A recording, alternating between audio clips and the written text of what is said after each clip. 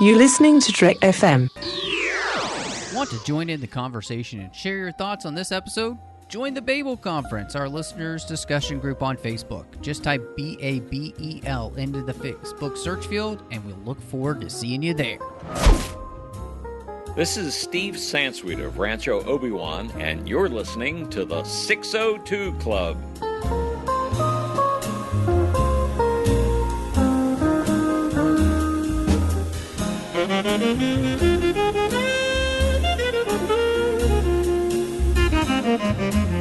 Hello and welcome to the 602 Club, Trek FM's local watering hole, coming at you from the lazy town of Blue Valley, Nebraska.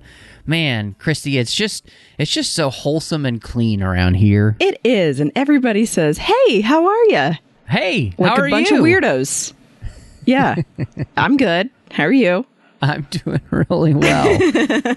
Well, you know, I literally like how everybody just is so friendly here, and it really feels like the right place to be here in the 602 Club this week, and it's going to be a lot of fun because we're going to actually talk about something new for the first time in a while with this new Stargirl series that's started there on DC Universe, and it also played on the CW as well. It premiered there too. So it's weird to have something new to talk about. Well, yeah, especially right now, because I'm sure, you know, a lot of things have been on hold, and we've had all of our movie releases we would have talked about being pushed back further and further. So this was like that's nice. It's different.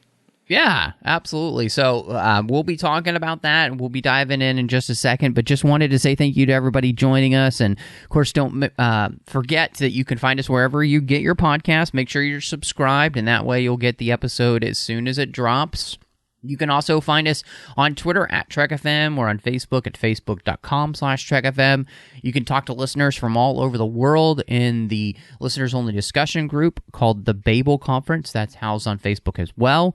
You can go online at trek.fm, and over there you can check us out at the contact section, and you can send Christy and I an email. And so, Christy, I know you read comics, and so I was just wondering if you were familiar with the character of Stargirl at all before you got into the show. I was not, actually. It's funny.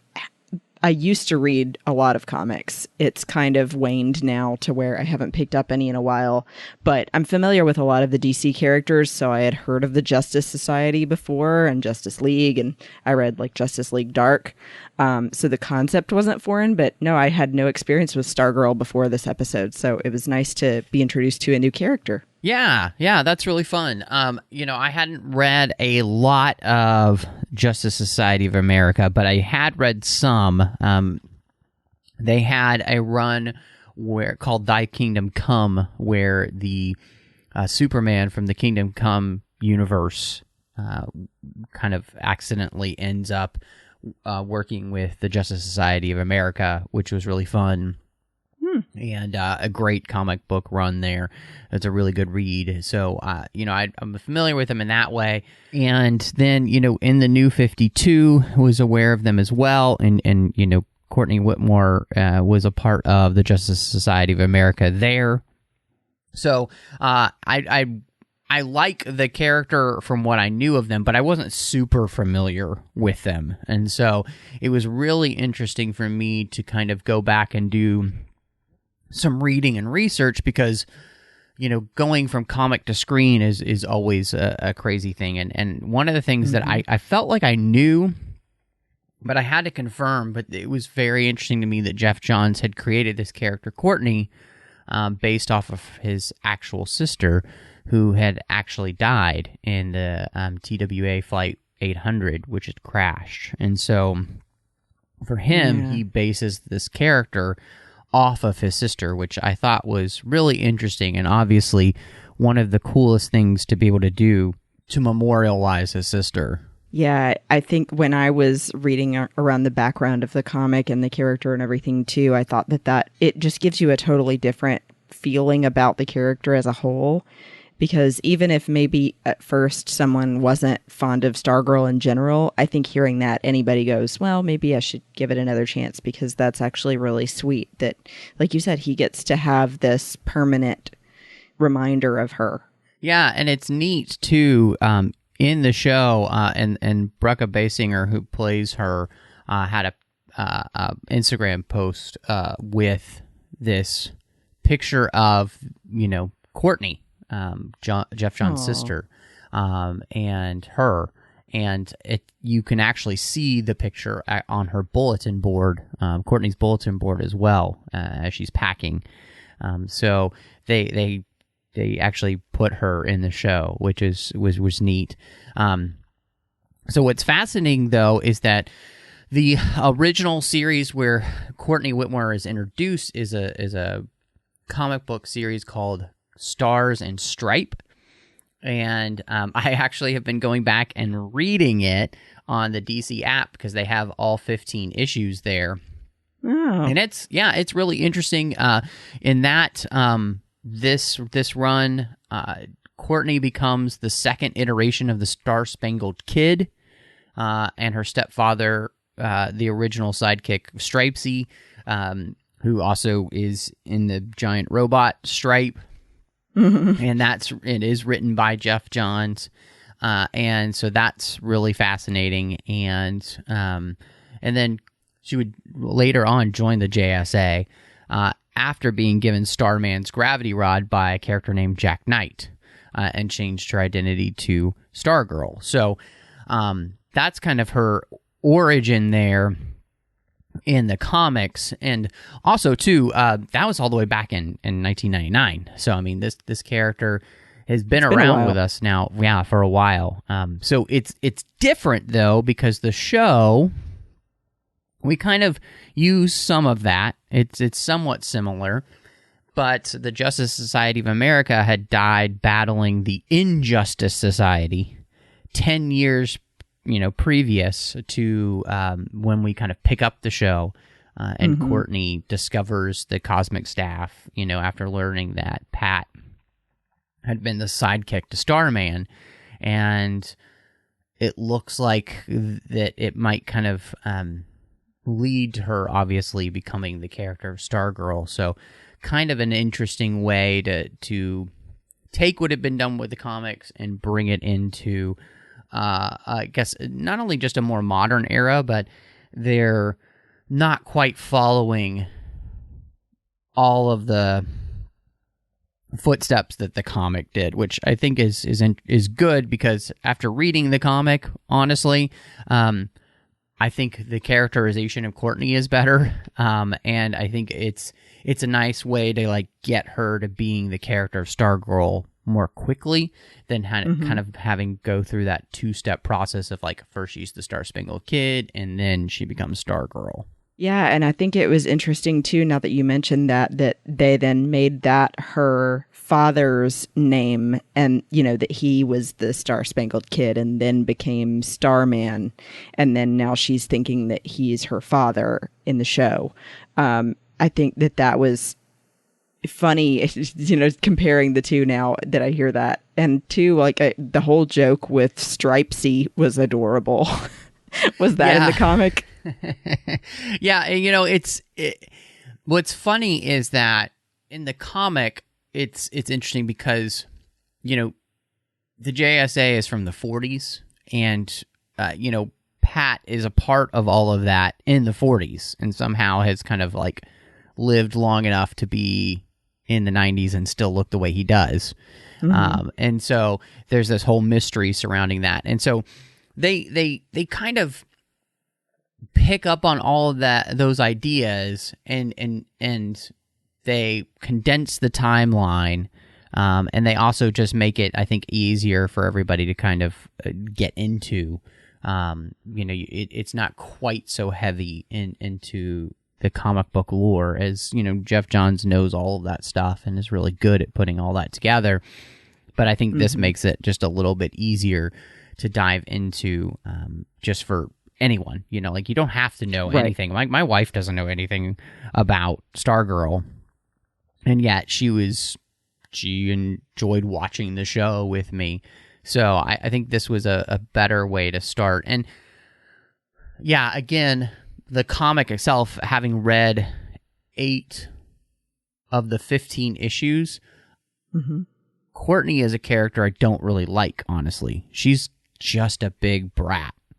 And I think the show itself does a much better job of making her somebody who's relatable and kind of like teenage, angsty, frustrated, you know, all those kind of things, without making her just an absolute brat, which is good. Yeah, because I even thought she felt a little bratty in the show, but I'm glad, you know, she morphs away from that. But too, I mean, I haven't been through this, but I would understand how she feels like that whole situation of stepfather syndrome for a teenager is like, no, you're not my real dad. I just want him back. I don't know what happened to him, but I like him better. So, I mean... No, I think you're absolutely right. I think the characterization for Courtney, I guess it's probably a good time just to talk about her and that character is because, I mean, she's the main character. You know, when we meet them, you know, we see 10 years ago her father disappeared. And then 10 years later, you know, her mom has met this new guy. And, you know, they're moving to this little podunk town, Nebraska. You know, she comes from California. You know, so of course for her, it's just like flyover country. It's a weird version of, like a smaller version basically of the Brady Bunch, because you've got the mom and her daughter and the dad with a son. And, you know, they're making this family now, and she's just not ready to accept anybody else as her dad, especially when she doesn't really know anything about her dad, other than, you know, she thinks something must have happened or whatever. And, you know, she has that whole conversation, too, with her mom about, where her mom's like, look, your dad was no superhero. He wasn't anybody special. He just left us. And the only person who's ever been here for us has been Pat. And like, if your dad was so great, he'd be here right now. So it does really set up this whole thing of like, who's going to be a good father figure for Courtney, and like her dealing with that, you know, basically abandonment issues with her dad, you know, and all that kind of stuff. I think she was sufficiently like bratty in the show for somebody who's dealing with all of those type of things, and is someone who's probably 15, 16 years old in the show. They never really tell us, but you know, she's kind of mid-teens, and so it's like the characterization I thought was well done without pushing it too far either way. Yeah, that's what I think, and that's why I was glad I was hearing you say that it was better in the show than in the comic with her, because you can definitely see where she's coming from, but I think in the show she doesn't push it too far as far as like the writing of the character herself. And I like that they have that moment even where Pat is trying to convey to her that he understands what she's going through by saying, I always wanted to spend all my time with my dad, and I thought by doing what he did that would bring us closer, and it didn't. And I had to grow up and meet other friends, and so I know what you're going through is hard. And she's totally not listening, but it was a nice way for him to try and connect with her. And so you see at least that he's trying, and he does care to form a bond with her, and so it even makes more sense and is a more sweet to hear her mom say, Pat is the one who's there for us, and you need to stop worrying so much about the past and look at what's in front of you. I like that too, and I thought that Brecca Basinger did a pretty good job of kind of you know, bringing this to life, and bringing the struggle to life and the frustration to life. And you know, like if you're a teenager, there's no, it's not enjoyable to have to move, right? And right. Like the idea of like moving to a whole new place, trying to find new friends, and you know, she gets there, and this is not really this is not really a place where anybody's super excited that she's there. Everybody seems friendly, but it's high school, and nobody in high school is willing to like reach out at this moment so far. I mean, she ends up at the so-called losers table, and it's okay. Like she doesn't really have any friends yet, and in this first episode, I thought, and I think that's the thing that I think that really stuck out to me in this first episode with her is that they don't try to solve any of her problems right away. Like and she's going to, it seems like to me what we're going to do is we're going to give her the opportunity to be able to slowly progress, and so here in this episode, just giving her the opportunity to spend a little bit of time starting to try and figure out some of these things. We don't ask her to do it all at once. And I thought that was good too, that the first episode really leaves you wanting to know more about Courtney and everything that's going on without trying to let's do it all in one episode, basically. So I thought that was really smart for her character alone, as well as just everything else in the episode. So yeah, like that's more like reality anyway. I mean, if you're moving to a completely different place and having a new family dynamic, and you're also like probably sophomore in high school, that's a lot to deal with, and it's not going to get better overnight. So I think that it was realistic, and I like that slow pacing for that reason. And I think that it's good too for just character development to get to see, like you were saying, like she's figuring things out and getting to know more about herself first, and then maybe she'll be able to start branching out more. Sort of that one-liner, you have to love yourself before you can love somebody else. Yeah, absolutely. And I mean, she's going to have to figure out who she is. I mean, the fact that she has this connection with the staff in the first place, and the fact that she seems to have a lot to figure out about. She's got a lot of mysteries to figure out and everything, I thought is great. I really even liked the way that they kind of deal with the fact that she has this connection with the staff, and the staff was really kind of a fun character all on its own, kind of giving it a personality, and it almost felt like the staff kind of has a personality akin to like a droid in Star Wars almost. Like it has its own little personality, and it almost seems like it's alive. It even kind of has its own little like droid type language where it's talking to her, everything. So I thought that was a really cool addition, and it made it a lot of fun then too, as she's figuring out what the staff can do and they're practicing together. And that whole thing, it just felt really like the right tone to set, like, and like kind of what we're saying is like, I feel like the tone and the pace of the show so far feels right, and it feels fun. And at the same time, it's not dark or anything yet, but it just felt more cinematic than anything I've seen on like superhero TV shows recently. Right, like they're not trying to squeeze a ton into one episode and make it really heavy on you emotionally right away. Although the general themes they're dealing with so far are, they do make it more fun. And definitely with everything with the staff, I liked that too, because if you think about it being a magical weapon of sorts that has sort of a mind of its own and a personality like a droid or something, it's not going to be comfortable right away either. Like it'll take time, sort of like it reminded me of I recently rewatched Bedknobs and Broomsticks, when Angela Lansbury's trying to ride her broom for the first time, and the broom kind of has a mind of its own, and it's sort of the same dance that now she's doing with the staff in the show. I just thought it was funny. Yeah, I mean, I think that's a great way to put it, that the tone kind of has that fun feel, It reminded me a little bit of like in Harry Potter when you choose a wand, and the wand kind of has a mind of its own. The wand chooses the wizard. Or the Nimbus 3000. Exactly. She does have it's like a Nimbus 3000.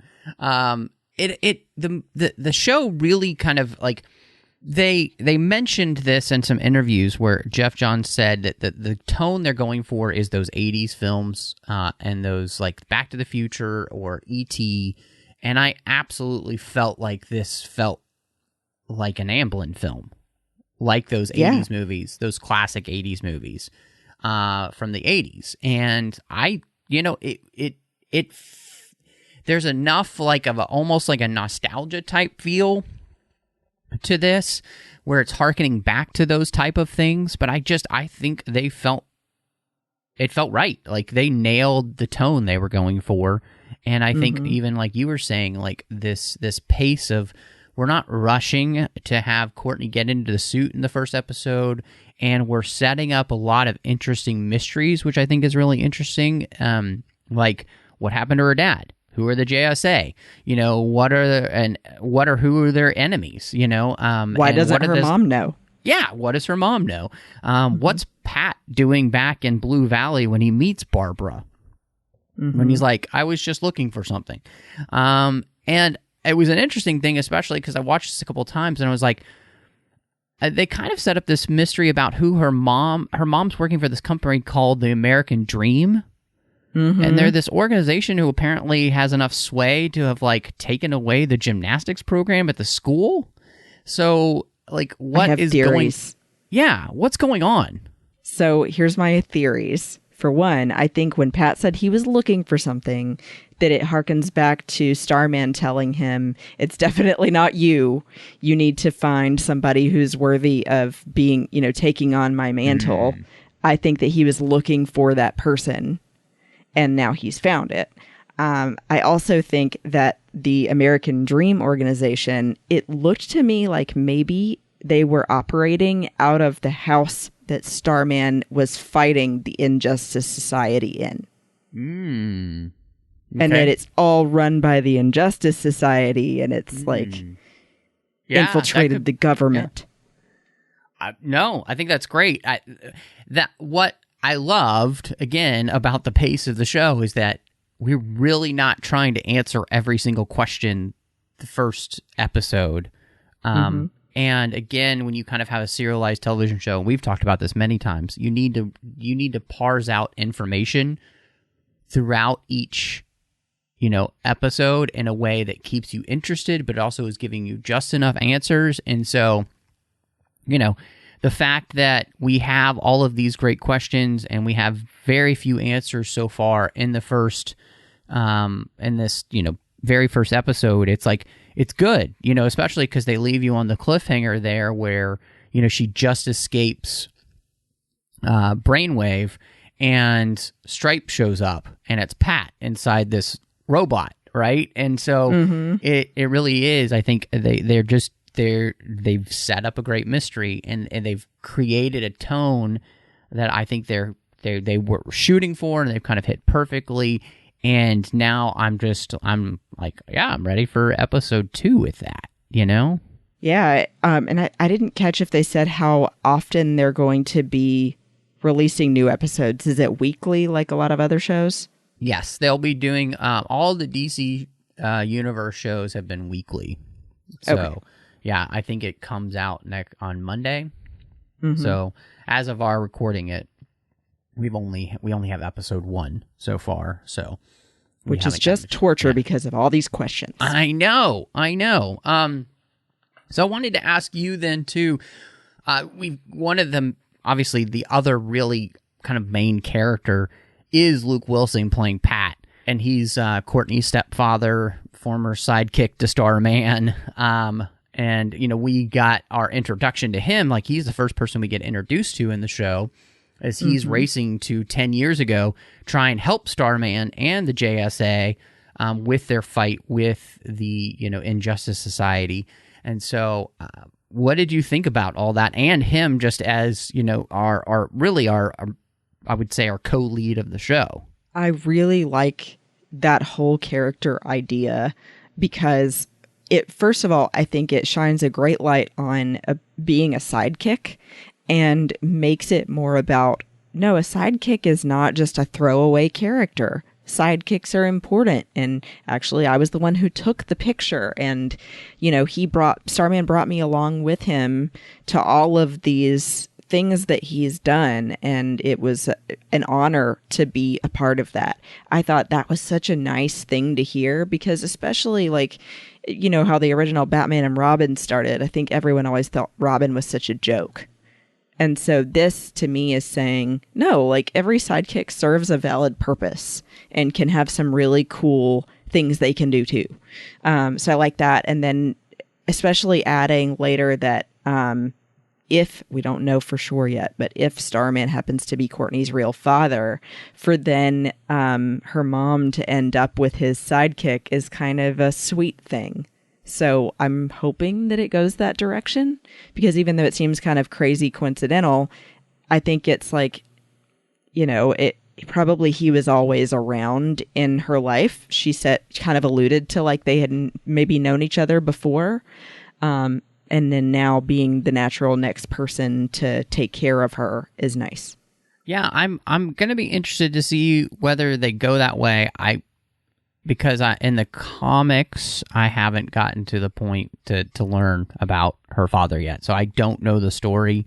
I have a feeling like they might not go that direction just because it would seem, I guess for the show, I feel like it would seem just a little bit too obvious. Like, but I don't know. I mean, I'm not opposed to it one way or the other, honestly.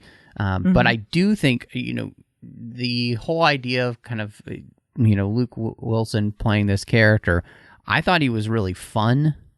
I thought he brought a lot of like geeky quirkiness to the role, but I also felt like I liked his earnestness. I think that's the thing. Like, you know, when he's trying to connect with Courtney in the car and he's talking about, you know, he moved around all the time with his dad. I thought that was great. Mm-hmm. And when he finally tells her some of the story too, of, you know, that he was older, you know, than Sylvester, who was the Star-Spangled Kid, you know, the original Star-Spangled Kid before he became Starman. And, you know, he's good with tech, obviously. You know, he was somebody that, like you said, wasn't just this kind of lame sidekick.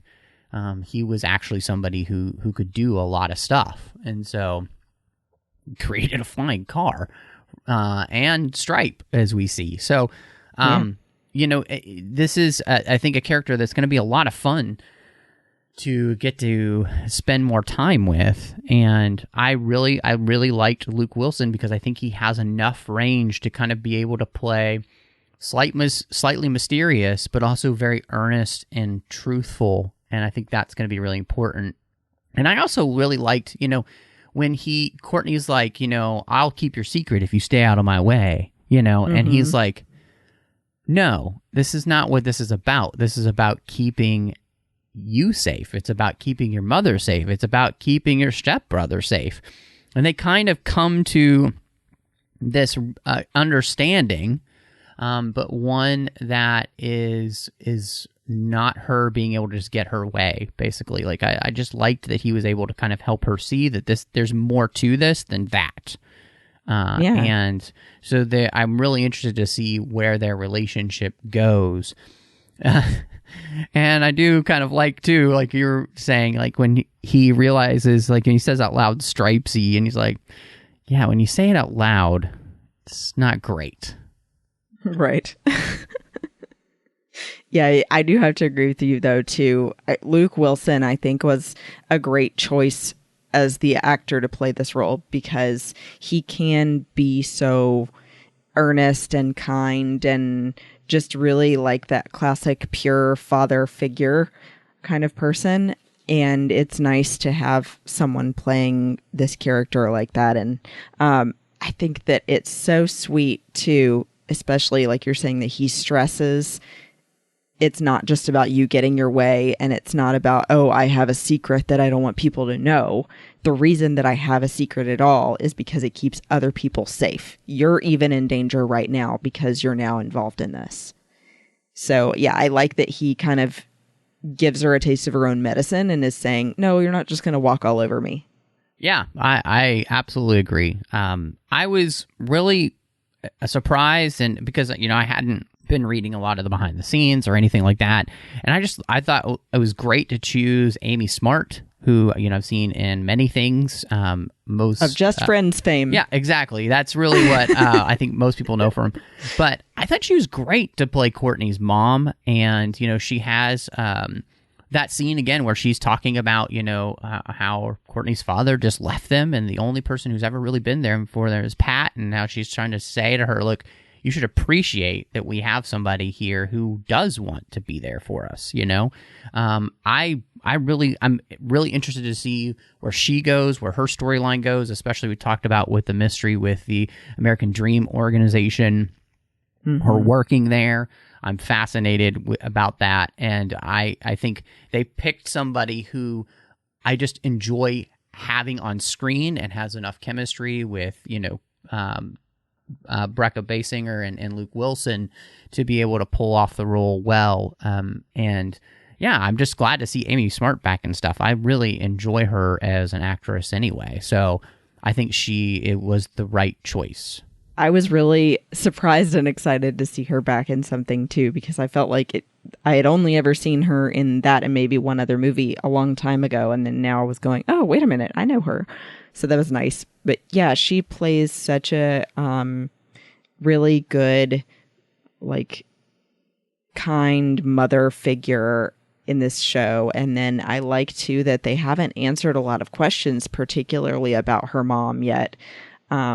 I would say, I think with the writing, they could have shown a little more chemistry between her and Pat on screen in this episode. It feels a little weird that they're saying, oh, they're married already and everything, and you don't ever see them kiss at all or acting romantic toward each other.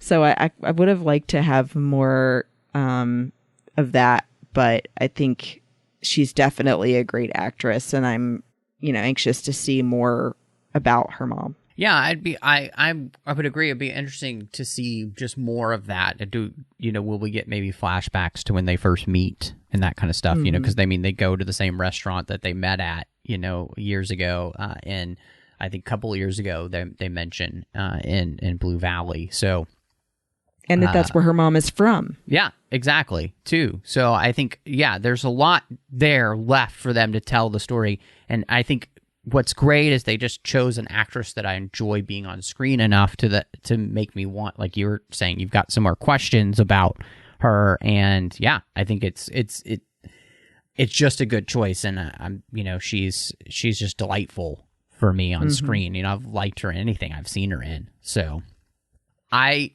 thought it was funny the boy that they have playing Courtney's stepbrother, because Trae Romano plays the perfect obnoxious younger brother from an 80s movie. He's classic. Yeah. And it's a fun trope, but I'm also thinking that they're going to do something with that later on down the road. But I mean, I don't have a ton to say about him other than I think it's exactly what you need that role to be. And he does it really well. Yeah, I'm thinking in particular with his A, fascination with video games, and B, fascination with maybe science, chemistry, because of him saying that he wanted to microwave marshmallows and see what happened. Which ruins the marshmallow, which ruins the microwave. Right? It just goes to the basement now. I think that those skills are going to come in handy. I think that they're going to end up becoming a team, the three of them, Pat, her younger brother, and her. Yeah, could be. That's my theory. Could be a lot of fun. But he's hilarious. It is interesting because we don't spend a ton of time with the Injustice Society. But we do have, and really the main character that we spend the most time with here is played by Christopher James Baker. He plays Henry King Sr., who is also Brainwave. And I'm pretty sure that when they have the conversation that it was Icicle he was talking to on the phone, when Icicle tells him, not to do anything until I get there. So that I thought that was really interesting. I think he's ridiculously creepy and scary, and he's perfect for that type of role. And so I'm just interested to find out more about the Injustice Society in the first place. And I think they set him up as a nice foil.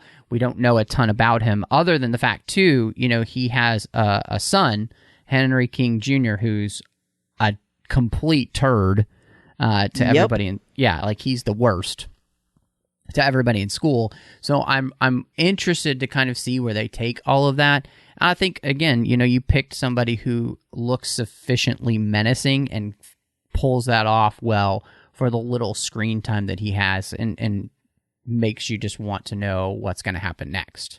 Yeah, I think that the casting choice, particularly for him, was so perfect because he measures out his words in the script. Like the scene where he's interrogating his son is so uncomfortable because of the way he holds back. You can tell he's just got it boiling under the surface and he's going to explode. And I love that he then, has the unlocking bookcase with his uniform in a secret room behind it. I think you can probably tell by me saying that I liked Justice League Dark that the villains are going to be my thing with this show. So I'm really excited, and I think that the name Brainwave is so cool. So I want to see more of him. I like that they give you a little taste of the Injustice Society, but still, like we said, leave you wanting a lot more information, and we haven't met a number of the rest of the team yet. So I like it. Yeah, and it's interesting too because there are a lot of things that they throw in at that scene we were talking about, at the beginning where we introduced Pat and the JSA and Injustice Society, and there's a lot of different characters in there. I didn't know if you know, but Lou Ferrigno Jr. plays Our Man. Yes, I saw scene, that, which is great. Of course, Joe McHale playing Sylvester Pemberton or Starman, and then there's a lot of other different characters in there that are really interesting. We have Dr. Midnight, and we've got Tigress and the Wizard, Wildcat. Yeah, we've got all of these different characters from different sides of either Injustice Society or the JSA. So it's really interesting. Obviously, you have Solomon Grundy, CGI character, but classic and DC Comics. So they've got lots of different characters. I'm really interested, and I didn't put this together, but I was looking it up. The guy Crusher who comes over to meet Pat at his what will be his new auto repair shop is actually a member of the Injustice Society's Sportsmaster, and his daughter is Artemis Croc, who in Young Justice becomes Artemis, Artemis. She's an archer. So I'll be really interested to see, again, so much to work with these characters and the universe. So I'm really interested to see where this goes. And I'll just say up front here too, there's been talk about whether or not she would fit into the quote unquote Arrowverse, with Arrow and Flash and all that stuff. I don't want that. I would much rather her be her own universe, and because I don't want to be tied down to anything from any of those shows. And that's my personal opinion. I would much rather this be its own thing and maybe spawn its own whole universe rather than have it connect to anything from that. I agree, because I felt like in the end, when they did so much overlap with the Arrowverse, that it still comes across like Green Arrow is the most important character and it's all revolving around him. So, yeah, I think that it would be great if Stargirl stays its own thing and maybe spawns its own universe, too. I'm with you. Yeah. I just think it would be much more... Again, you have so much more freedom. You're not tied down to anything. And honestly, just the look and the feel of this show and its production and everything, it was much better than anything I've seen, I feel like, in the other DC shows. It just felt, again, for the tone and everything that it's going for, it just is its own thing, and I would like it to be able to stay its own thing. And even if you like look at the tone and the audience you feel like Legends of Tomorrow or Arrow are going for, I think that this is much more kid friendly, and it's, like we said, not so dark. So yeah, I think that it should stay that tone too.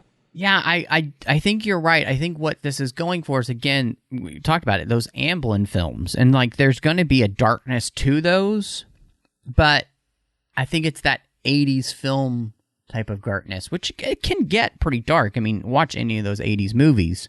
There's pretty dark stuff. But again, I just think it does feel like there's just something about it that I'm really gravitating towards and I'm really liking, and I just want it to be a thing where it doesn't have to worry about anything that ever happened in any of the Arrowverse shows. And I'd just rather have this be its own universe. So, and luckily DC is so easy to do that, because this could just be a whole other Earth. I think this is supposed to be Earth 2, so, which I'm fine with. That's right. So yeah, they did say in the information I was reading that it's a parallel universe, which is great, to the Arrowverse. Yeah. So one of the things too I really loved about this is the choice of the soundtrack and the score, because I mean, the moment that they pulled out Hanson doing Bop from their String Theory album, where it's just kind of a more like relaxed, it was perfect. The music choices at the beginning where they're, using Springsteen or Darlene Love for Christmas music and stuff was great. And then just the score itself, Pinar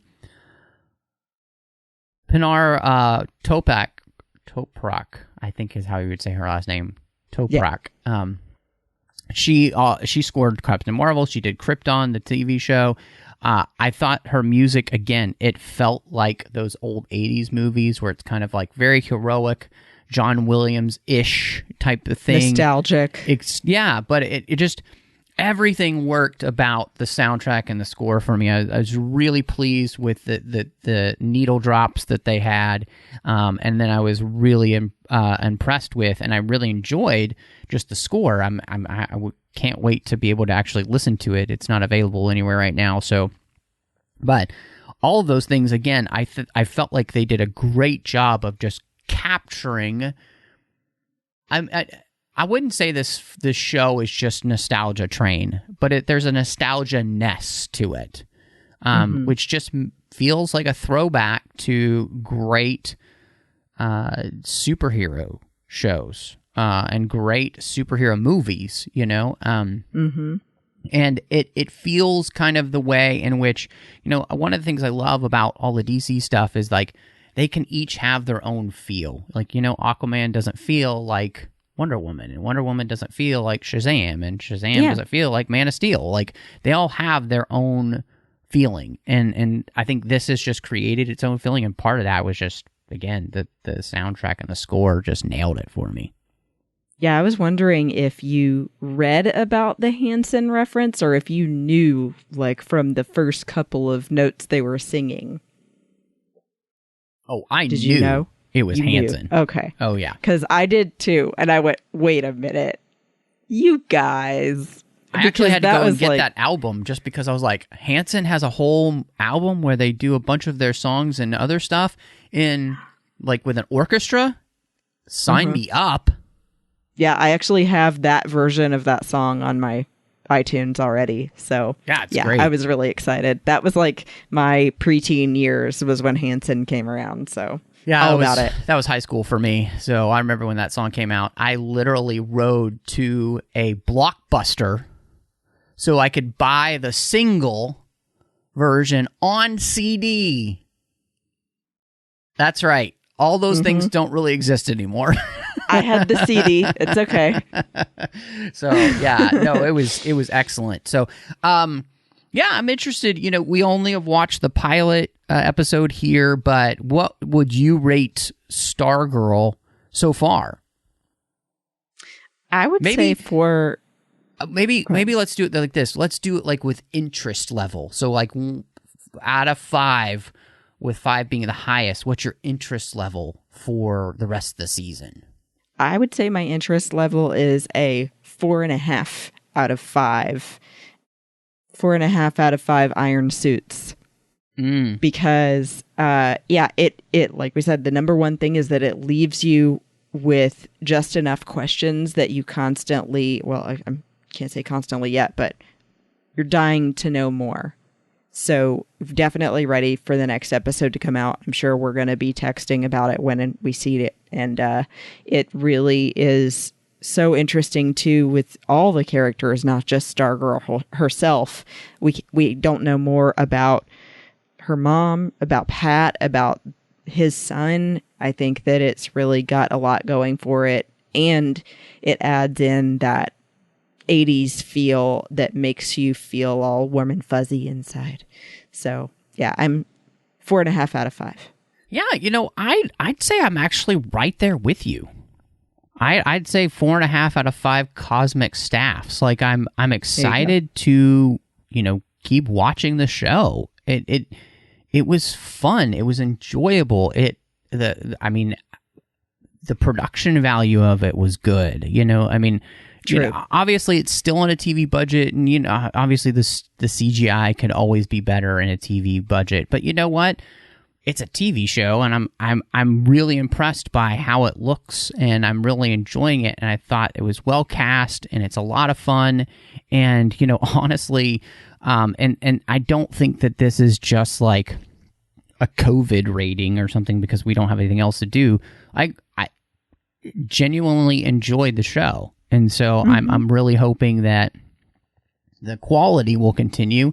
And if they do the job that good TV shows do, which is to really continue to give us the information at a good pace throughout all of the episodes, I'm going to be excited about this. I'm going to continue to enjoy it. So hopefully that'll be what happens. And so we'll have to see. And obviously, I know we'll continue to be talking about it, and we can talk about it in the Babel conference as the new episodes come out. But I think it's time for us to move to, though, Christy, recommendations. Oh, I've got a good one. I don't know if you're going to like it, but I know somebody will. The other night, Michael and I were looking for something to watch, and I know I told you I've been on this documentary kick, but this time it was something just goofy. I don't know if you've heard, there was a Jay and Silent Bob reboot. And it's on Amazon Prime, free for Prime members. So I highly recommend it if you're looking for something especially that's just a comedy. I mean, straight up slapsticky comedy, especially if you've seen Jay and Silent Bob in any of their movies before. This does a lot of references to all of Kevin Smith's movies. It's really Kevin Smith making fun of himself, which is great. And then you even see a lot of familiar faces from other Kevin Smith movies. Ben Affleck, for example. Matt Damon. Oh my gosh, what's his name from My Name is Earl? Jason. I can't remember, but yeah, I know what you're talking about. Earl himself. And actually they even have them go to a convention where all of the guys from Comic Book Men are hosting a panel in the movie. So yeah, it's just really fun. It is super offensive, just so you know. It's not for kids, but you probably knew that since I said Jay and Silent Bob anyway. Nice. For me, I'm going to recommend, if you've got the opportunity, to go back and check out the Stars and Stripes comic book run, because it is really interesting. And I just love seeing where comics come from and where characters come from and how they evolve. So it's definitely worth it. If you have the DC Universe app, you can read the entire series there. And you can also pick up, the JSA runs that Geoff Johns did as well, where, the character appears. So it's good stuff. It's totally worth checking out, and I've been enjoying reading through it. Some of it is of classic, like, late 90s, early 2000s cheesiness, but it's fun.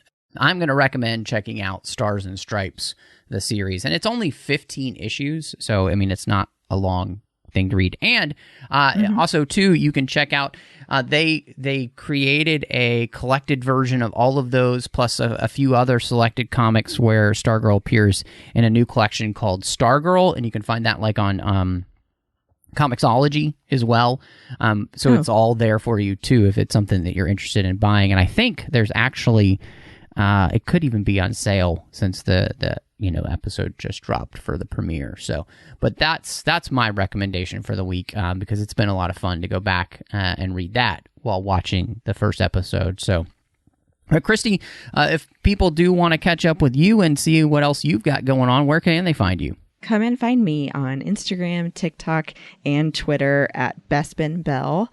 And then I do a couple of other shows as well. In addition to 602 Club with Matt, I do a show with my friend Teresa Delgado every other week called Sabers and Spells on the Skywalking Through Neverland network, where we talk about Star Wars, Harry Potter, all kinds of fun geeky stuff. And I do a show called Planet Leia on the Fantatrax network, where it's 5 women from around the world talking about Star Wars once a month.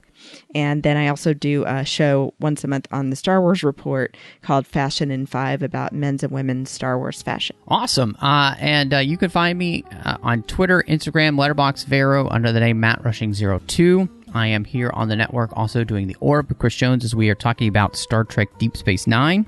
You can find me on the Nerd Party Network doing 2 shows. One is called Owl Post. I'm doing that with Dre Kaufman, and we have finally reached the Deathly Hallows as we have been walking through every single chapter of the Harry Potter series. I'm doing Aggressive Negotiations with John Mills. It is so much fun talking about Star Wars with him each and every week as we just have a topic that we've been thinking about from the saga. And then last but not least, we're hoping to be back soon. This whole pandemic thing has put our show on hold because we record in person. But my good friend Courtney and I do a show called Cinema Stories, and that's where we talk about films through the lens of faith. But thank you so much for joining us. And y'all come back now, you hear?